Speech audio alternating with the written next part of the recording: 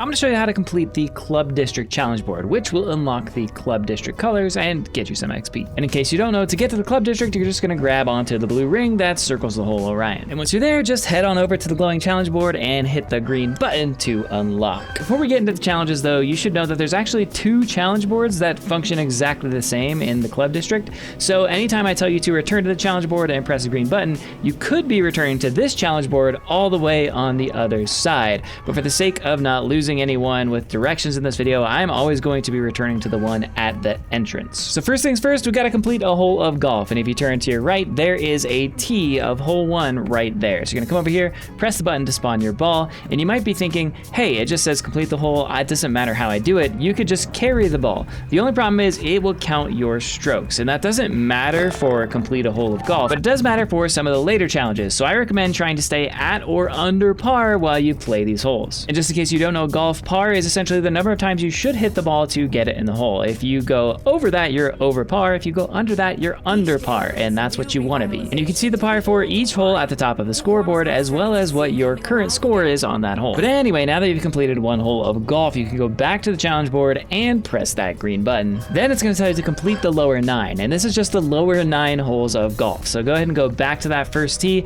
and check on your score. If it's at or below par, you can actually just move on to the second hole because that one is already counted for you, and go put a score on the second hole. And if you don't know, every time you score a hole in golf, these blue arrows appear and they point you to the next tee. A tip for scoring low in golf is don't be afraid to hit your ball high in the air. The grass is really sticky and it'll slow your ball down a lot, so the more air time, the further your hits are going to go. And those glowing walls actually extend a little bit higher than they look, and so you can actually use them to bounce your ball off of, and sometimes you get lucky and bounce right into the hole. Now when you reach the third hole with this bridge, I recommend just playing it over and over again until you get a hole-in-one, and that's because one of the future challenges is a hole-in-one, and you can accomplish that ahead of time right here. Which is another tip: anytime you score above what you want to score on a hole, you can go back, respawn the ball, and play that hole again, and it'll count towards the same scorecard and work for our future challenge board challenges. Okay, those are all my golf tips, so now we're just gonna fast forward until I have more to say. Like and subscribe, I guess.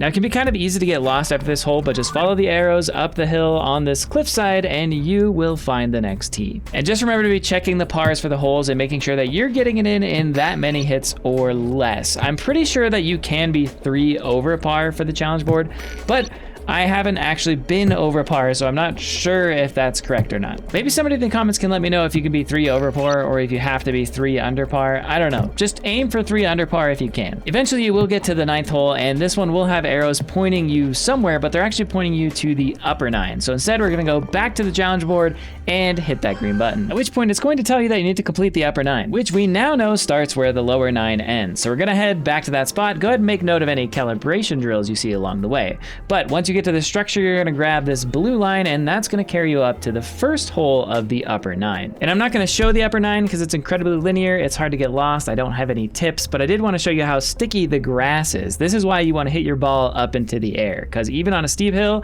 it will come to a stop. Just make sure to keep your score below par, and when you get to the 9th hole, you can literally just hop right off the edge, and the challenge board is right here for you to go and press that green button. Once you do, it's gonna tell you to complete the lower 9 at 3 par. And if you've been following my directions so far, you have already done this. You just need to play 1 hole so that it will register your scorecard for this challenge. So go back to the first hole, complete it 1 more time, and you should be able to come back and press that green button.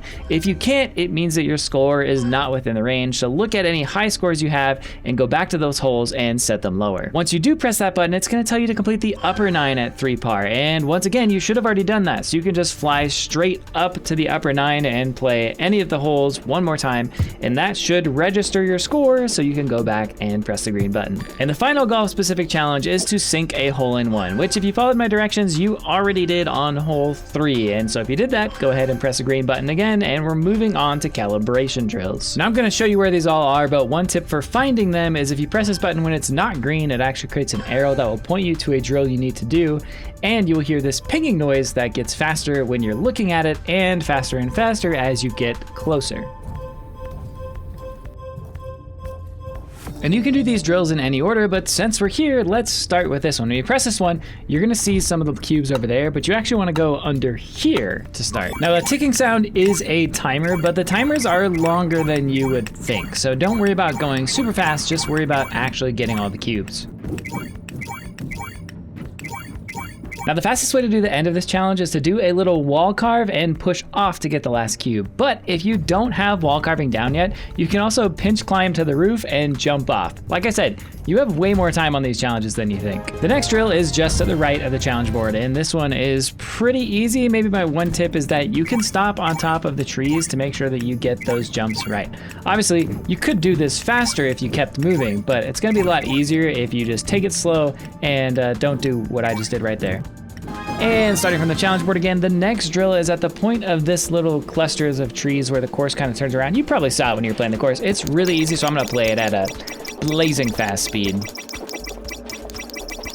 Did you get all that? Because you didn't need to. Anyway, the next one is all the way back in the back of the district on the left-hand side of this structure behind like the second to last pillar.